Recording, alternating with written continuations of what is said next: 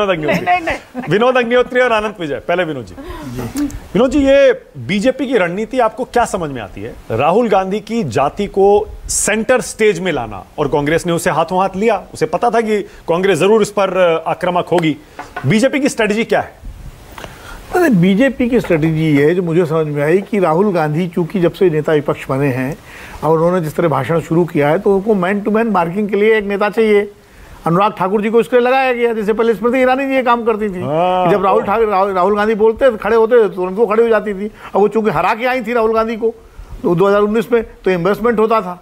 अब स्मृति जी है नहीं, अनुराग जी हैं, तो अनुराग जी युवा हैं और अच्छे वक्ता हैं, तो इसलिए उनको जिम्मेदारी दे दी गई। आप देखिए ना, अनुराग ठाकुर ने जो बोला उसका जिस तरह से प्रधानमंत्री जी ने उन भाषण को ट्वीट किया और उसको सोशल मीडिया पे डाला, इंडोर्स किया और तारीफ की, तो इसका मतलब पूरी स्ट्रेटजी के तहत अनुराग ठाकुर को जिम्मेदारी दी गई थी। ये कोई अनुराग ठाकुर ने अपने मन से अचानक नहीं बोल दिया कि रॉ में निकल गया हो, बाकायदा उसको इंडोर्स किया गया। तो एक स्ट्रेटजी है और राहुल गांधी ने रिएक्ट किया। अब कांग्रेस ने उसको मुद्दा बना दिया जातीय जनगणना का।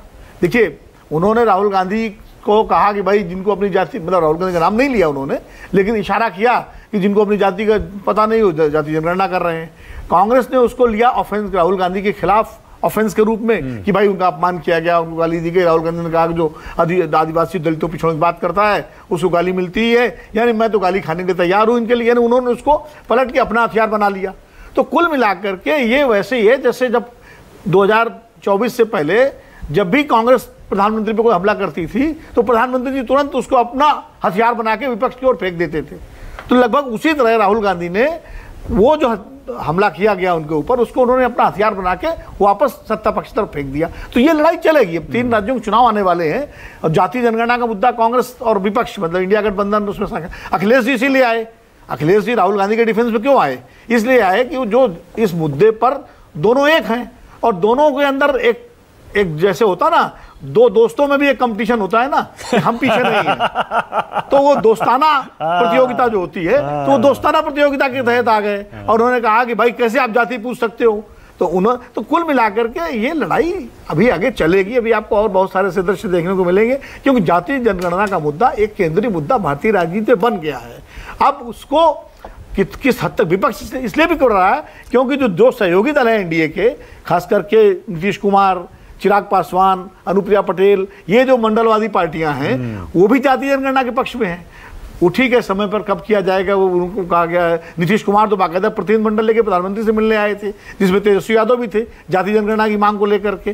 तो वो अब बार बार जातीय जनगणना का मुद्दा इसलिए उठाया जाएगा कि ये जो अपोजिशन, उनके जो एलाइज हैं सरकार के, वो कहीं ना कहीं उनके बीच में हलचल हो और या फिर उनको जो है आगे उसमें सवालों घेरे में खड़ा किया जाए। अच्छा विनोद जी, एक बात बताइए, जब किसी पिछड़ी जाति के व्यक्ति से उसकी जाति पूछी जाती है तो उसे अपमान माना जाता है, बल्कि SC ST में तो जाति सूचक शब्दों का इस्तेमाल करना ही अपराध है कानून में जी।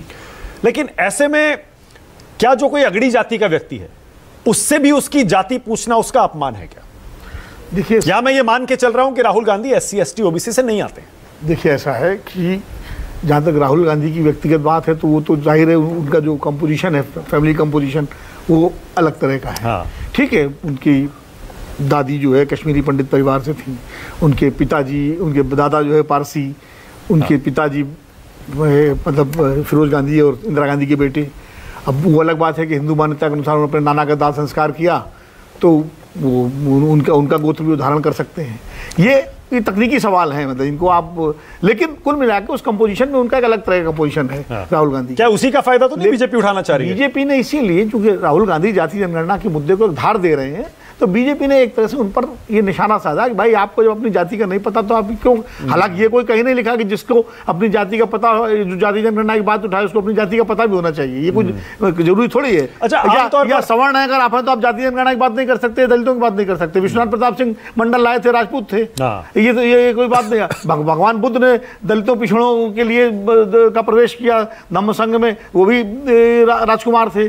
तो स्वामी दयानंद सरस्वती आर्य समाज के तहत उन्होंने समाज सुधार किया, वो भी अपर कास्ट थे। तो भारतीय समाज में तो ये जो धारा रही है सुधार की, इसे बहुत सारे सवर्णों ने इसमें योगदान दिया है। तो ये कोई डॉक्टर राम मनोहर लोहिया महात्मा गांधी। तो कुल मिलाकर के, या इवन अगर आप उसमें देखें, दीनदयाल उपाध्याय जी को देखें, सबको देखें, तो ये कुल मिलाकर के ये कोई अधिकार किसी दलित पिछड़े का ही नहीं है कि वो समाज सुधार की बात करे। वो भी करे, अच्छी बात है, बीजेपी उसका तो हक है करना। अनंत,